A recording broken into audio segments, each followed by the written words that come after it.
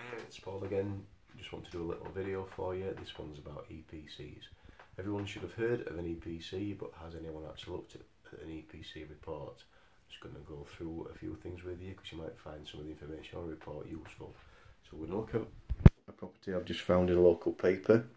This one's a typical mid-terrace property and the EPC rating is F, which will fail. The minimum requirement will be an E next year.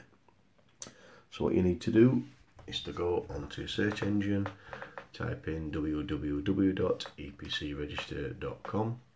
You will come up with this page, and down the left hand side you can find the energy assessor, but we're going to retrieve a report using a property address.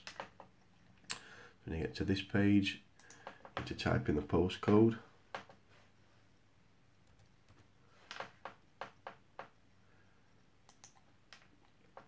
Click on search reports, which comes up with every EPC that's on that street, and we're going to be looking on this one. And then show report, you can look at it in English or in Welsh. So I'm going to click on to look at it in English, and then you will come up with this as your EPC. So if you look at the top left hand side, you have the date, which is 2013, which a lot of things have happened during the reporting process and the software calculations since then. You've got the floor area, which is 78 metres squared. You've got typical costs. Then you've got the energy efficiency rating, which when you click on EPC on Rightmove, this is probably what you're going to come up with, this little graph, and it will show you that you're at 28, the current score is 28. We need a minimum of a 39 to get to an E, and your potential is 79. So we're going to scroll up, and this is actually a summary of the house's energy performance related features. So if you look, you have walls, the top one, which is solid brick, which is normally a terrace property of that age. And you've got roof, pitch, no insulation. Just going to zoom out a little bit, and you can see that both those are down as energy efficiency of 1. Then you've got floor, solid, no insulation, windows, double glazed, which is coming in with a 4 stars, which is quite good. Mains heating is 3 stars, so it's okay, but it could be improved. Heating controls, you've got a programmer and no room thermostat, so that's severely dropped it down to 1 star. Secondary heating, you've got room heaters, which is main gas, so you've got a gas fire in there, and then hot water is from the main system and no cylinder thermostat, so you've got 1 star on that. And then your lighting, you've got 71%. I've got LED light bulbs in, so that's a 5 star, which is quite good. Then you go down to the recommendations and the measures. If you look at the top one, internal external wall insulation, you could pay between £4,000 and £14,000, and it's going to take you up from a 28 to a 37, so it's going to take you 9 points, but you're still going to fail because you're not any.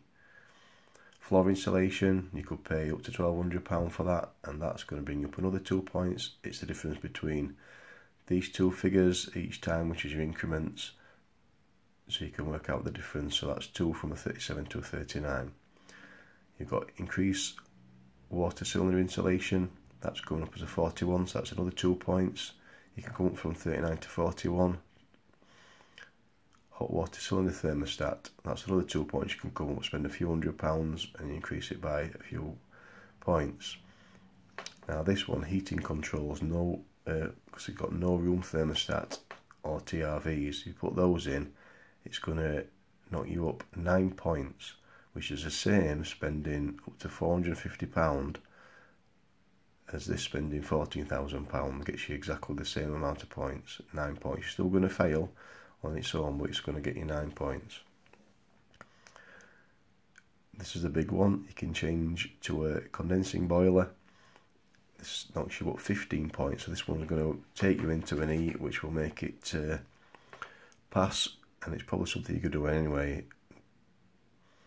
And then you've got your solar water heating and your PV panels, which knock it up a little bit more, but you're probably not going to spend that. If you notice on here, there isn't anything to do with loft insulation, because on the report it shows you here, roof pitch no insulation assumed, which means that the assessor's not been able to get access to the loft, so we can't put down that there's any insulation there because he's not physically seen it, or he hasn't seen any documentation to prove that there's any insulation there. So the software's assuming, looking at the rating, that it's poor, but it will not recommend any insulation because you've got no access to look at it, so it won't recommend it. So potentially you could add insulation in the loft, whether it's been converted or not. You can still do insulated plasterboard to a converted loft, and it will increase your loft insulation. So you need to increase it by 9 points. So the best one to do will be a new boiler, which knocks it up 15 points, loft insulation, room thermostat and TRVs, and it knocks you way over in E, maybe into a D, and you are going to have a property that you will be able to let. So I hope that's been of use to you, and a little bit of information. If you can use it in your property journey,